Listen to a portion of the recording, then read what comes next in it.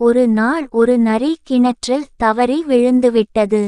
விழுந்த அந்த நரி யாராவது வந்து தன்னை காப்பாற்றுவார்கள் என காத்திருந்தது. ஆனால் ஒருவரும் அந்த பக்கம் வரவேயில்லை. அதனால் சாப்பிடவும் முடியாமல் தூங்கவும் முடியாமல் தண்ணீருக்குள்ளேயே தவித்துக் கொண்டிருந்தது நரி.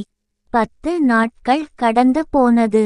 அன்னைக்கு அந்த பக்கமாக ஓர் ஆடு மீ மீ ன்னு கத்திக்கொண்டே வந்தது. உடனே நரி உஷாரானது.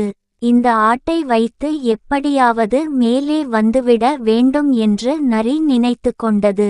ஆடு அண்ணா, இங்கே வாயேன் என்று அன்போடு அழைத்தது நரி.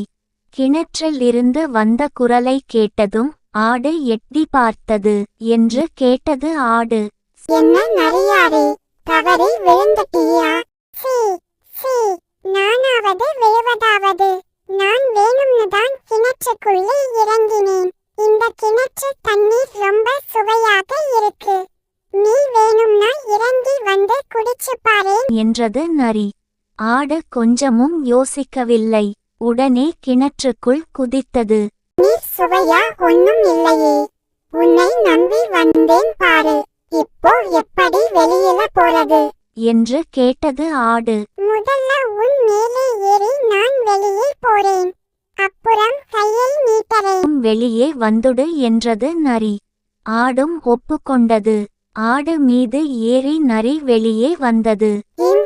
கையை கொடு, என்னை சீக்கிரமா காப்பாத்து என்றது ஆடு. உன்னை நான் எப்படி காப்பாத்துறது? எதை செஞ்சாலும் விவேகமா புத்திசாலித்தனத்தோட செய்யணும். இப்போவாவது புரிஞ்சிக்க. நான் வரேன்னு சொல்லிவிட்டு நரி கிளம்பியது. தன் முட்டாள்தனத்தை நினைத்து ஆடு வருந்தியது.